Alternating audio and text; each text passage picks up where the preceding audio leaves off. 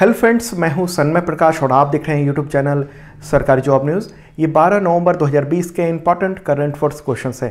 PDF available है with notes, MCQ है, free में इस वीडियो के डिस्क्रिप्शन मिल जाएगा, या आप इसे वीडियो खत्म होने से ठीक पहले मेरे बगल में जो डाउनलोड का लिंक आता है वहाँ से ले सकते हैं।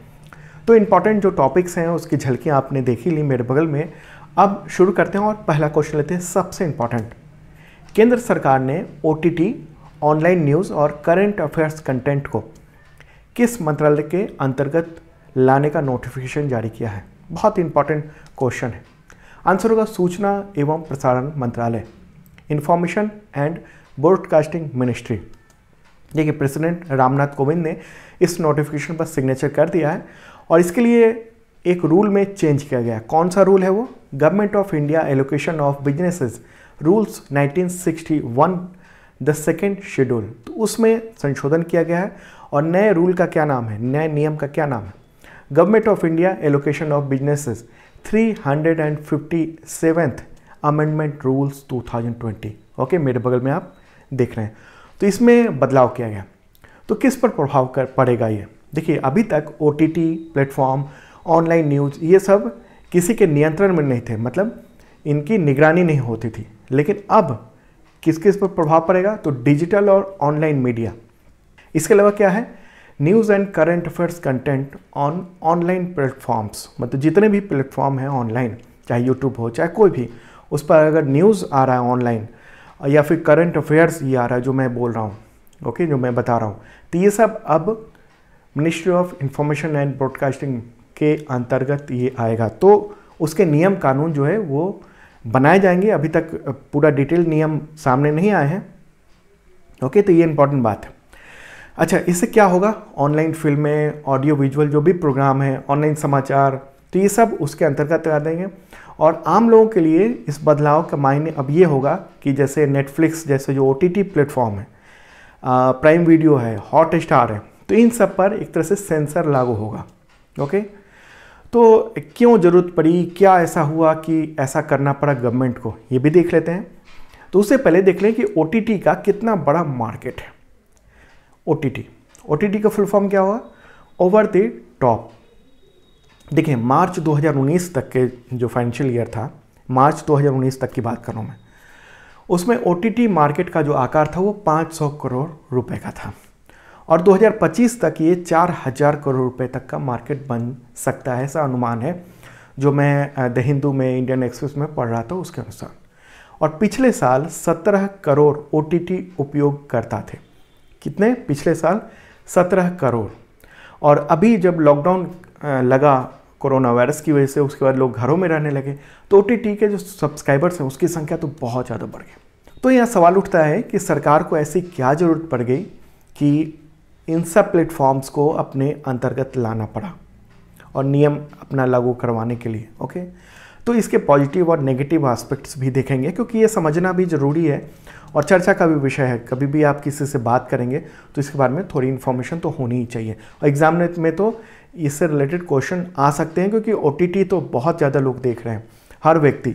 ओके, उससे पहले बता दूं कि क्या है अभी तक जो सूचना प्रसारण मंत्रालय के अंतर्गत जो चीज़ें आती हैं वो कैसे कैसे डील होती हैं। तो सुप्रीम कोर्ट में जो हलफनामा दिया था कुछ दिन पहले ही केंद्र सरकार ने, उसके अनुसार देश भर में 385 चैनलों को नियमित रूप से लाइसेंस दिया गया है, न्यूज़ चैनलों को। ओके, और ये जो न्यूज़ चैनल है वो समाचार वगैरह प्रसारित करते हैं, बहस, जनता तक जानकारी पहुंचाते हैं। इसके अलावा 530 ऐसे चैनल हैं, ऐसे लाइसेंस दिया हुआ है जो मनोरंजन, खेल, आध्यात्मिक कार्यक्रम, इन सब से रिलेटेड। लेकिन ऑनलाइन न्यूज़, यूट्यूब समेत तमाम जो न्यूज़ वेबसाइट्स हैं उन पर, और OTT जो प्लेटफॉर्म्स हैं ओवर द टॉप, वो सरकार के कंट्रोल से बाहर था। और करीब 15 वीडियोस स्ट्रीमिंग जो प्लेटफॉर्म है अभी देश में काम कर रहे हैं। तो OTT प्लेटफॉर्म पर बहुत सारे वेब सीरीज़ आते हैं और आपने देखा होगा कि अश्लीलता और न्यूडिटी जो है बहुत ज़्यादा देखने को मिलती है। ऑल्ट बालाजी तो उसने तो न्यूडिटी की पराकाष्ठा की हुई है। ओके, उसके बहुत सारे ऐसे सीरियल्स हैं, ऑनलाइन जो प्रोग्राम है। तो इस पर सवाल उठ रहे थे कि क्या सरकार उन सब को कंट्रोल नहीं कर सकती है कि इंटरनेट और मोबाइल पर ये सब जो दिखाया जा रहा है एकदम ओपनली। तो इसके बाद जब सरकार ने सख्ती उठाने की कोशिश की तो internet and mobile association of India जो है उसने कहा कि हम सेल्फ रेगुलेशन कोड बनाएंगे ताकि सरकार का जो सख्त प्रावधान है उससे बच सकें और आपस में ही हम कंट्रोल करें, इतनी जो अश्लीलता है वगैरह और हिंसा है उसको कम दिखाया जाए। हालांकि सरकार ने मना कर दिया था और उसके बाद सरकार ने एक तरह से उसको अपने अंतर्गत ला दिया, एक तरह से सेंसर की ओर सरकार बढ़ रही है, निगरानी रखेगी। ओके, तो इसमें यह होगा कि जितने भी, एक तो अश्लीलता पर कंट्रोल लग सकेगा, हिंसा जो बहुत ज़्यादा दिखाई जाती है OTT प्लेटफॉर्म पर, सीरियल्स में, उस पर थोड़ा कंट्रोल लग सकेगा।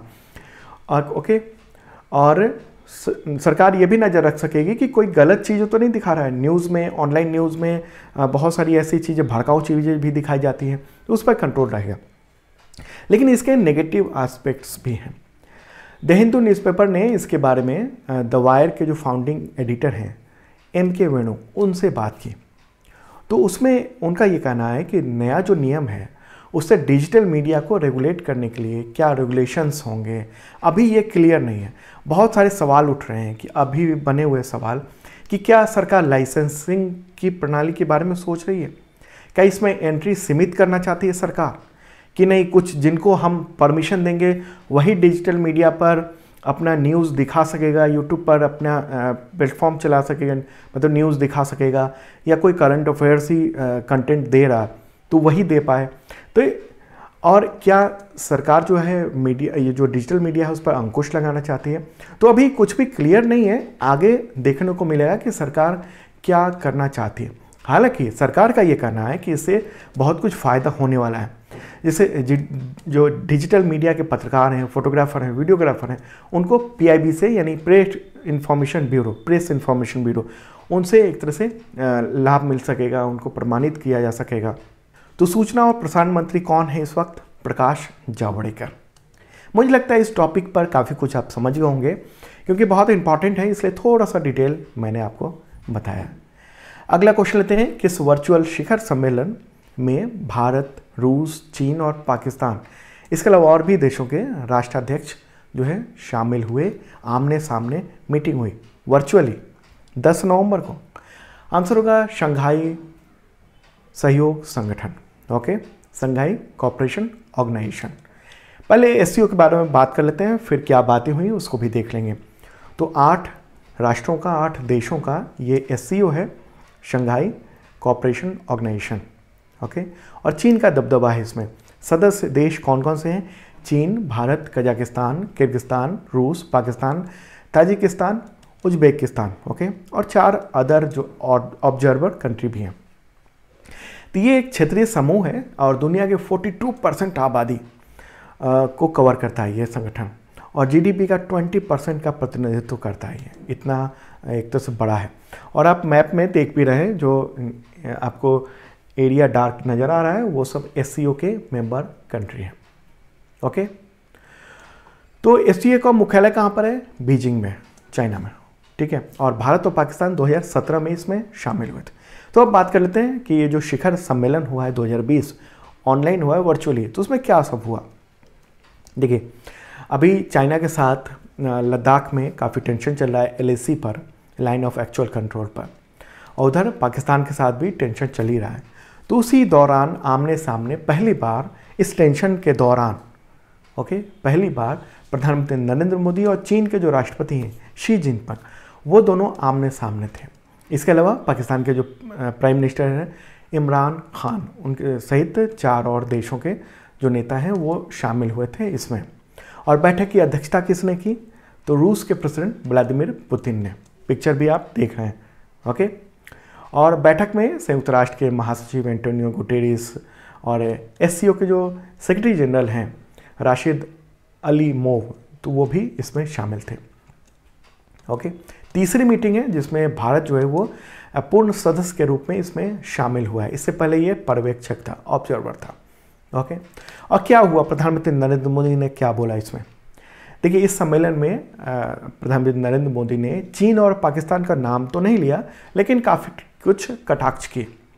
प्रधानमंत्री नरेंद्र मोदी ने कहा कि हमने आतंकवाद, अवैध हथियारों की तस्करी, मनी लॉन्ड्रिंग, इसके खिलाफ आवाज़ उठाई है और एससीओ चार्टर में, चार्टर कहते हैं जो नियमावली है इस संगठन की, उसमें जो सिद्धांत हैं उसके साथ काम करने के लिए भारत बिल्कुल डटा हुआ है, कर रहा है। लेकिन अब चीन पर और पाकिस्तान पर कटाक्ष कर रहे हैं प्रधानमंत्री मोदी। उन्होंने ये कहा कि दुर्भाग्यपूर्ण है कि एससीओ के एजेंडे में द्विपक्षीय मुद्दों को लाने की कोशिश की जा रही है।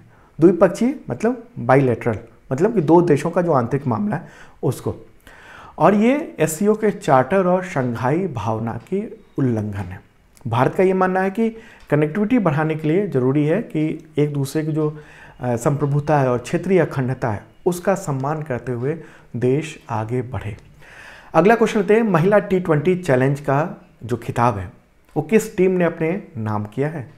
इसका आंसर होगा ट्रेल ब्लेजर्स। ओके, कप्तान कौन है इसकी? स्मृति मंधाना।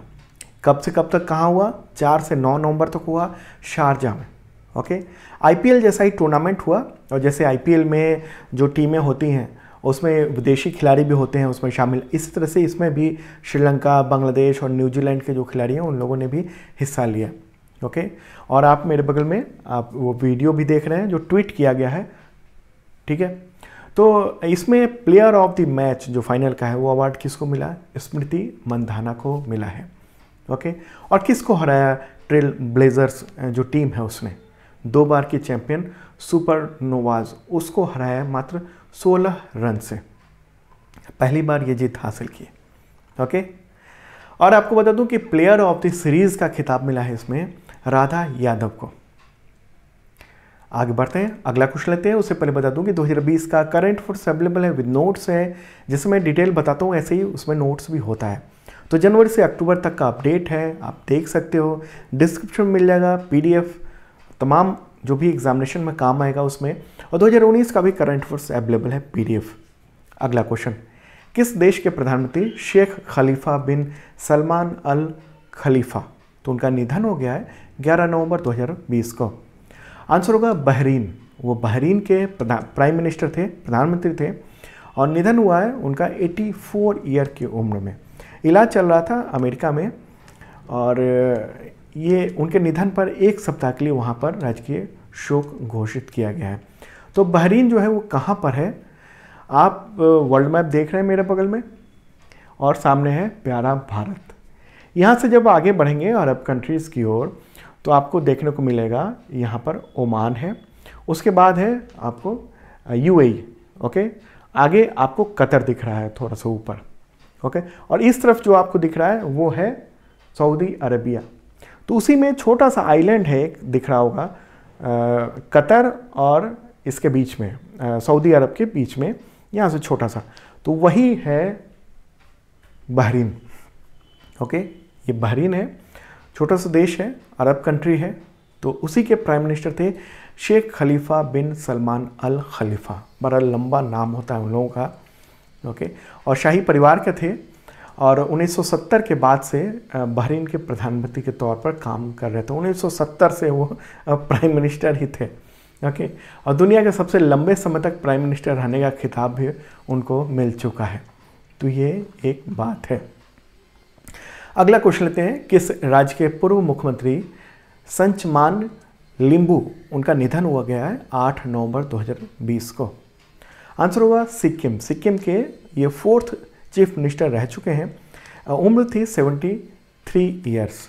ओके, और कब से कब तक वो सीएम रहे? 2 जून से लेकर 12 दिसंबर 1994 तक।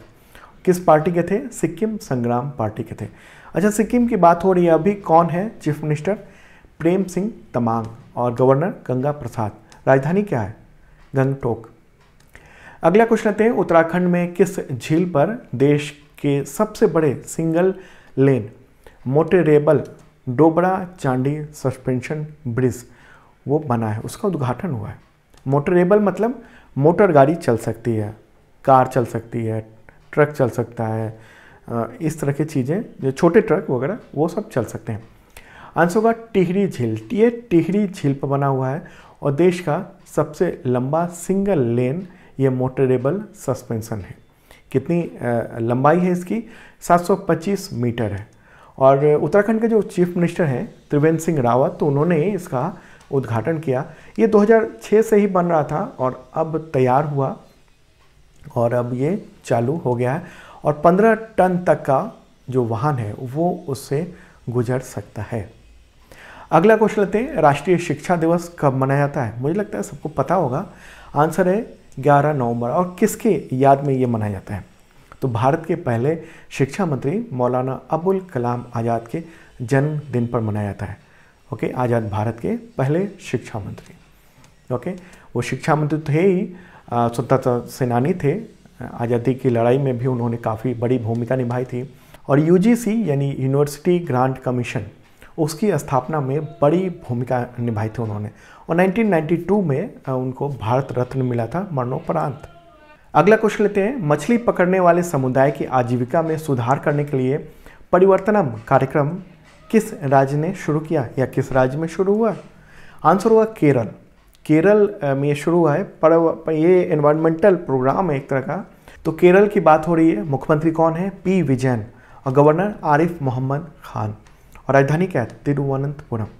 अगला क्वेश्चन लेते हैं, पेरिस मास्टर्स 2020 खिताब किस खिलाड़ी ने जीता है? आंसर होगा डेनियल मेडवेडेव। ओके, और 9 नवंबर को उन्होंने ये खिताब जीता है। रूस के हैं वो और टेनिस में उन्होंने अलेक्जेंडर ज्वेरेव उसको हराकर ये पेरिस मास्टर्स 2020 खिताब जीत लिया है। आखिरी क्वेश्चन लेते हैं, किस देश ने H1N2, अभी तक हम लोग सुन रहे थे H1N1 वायरस, ओके, अब ये है H1N2 वायरस जो है उससे संक्रमित मनुष्य का पहला मामला सामने आया है, जो स्वाइन फ्लू का एक दुर्लभ लक्षण है, दुर्लभ मामला है। आंसर होगा कनाडा। कनाडा में पहला संक्रमित व्यक्ति पाया गया है और खतरा यही है कि इससे दूसरे मनुष्यों को, दूसरे लोगों को ये हो सकता है और हालांकि इसको कंट्रोल करने की कोशिश वहाँ पर कनाडा में की जा रही है।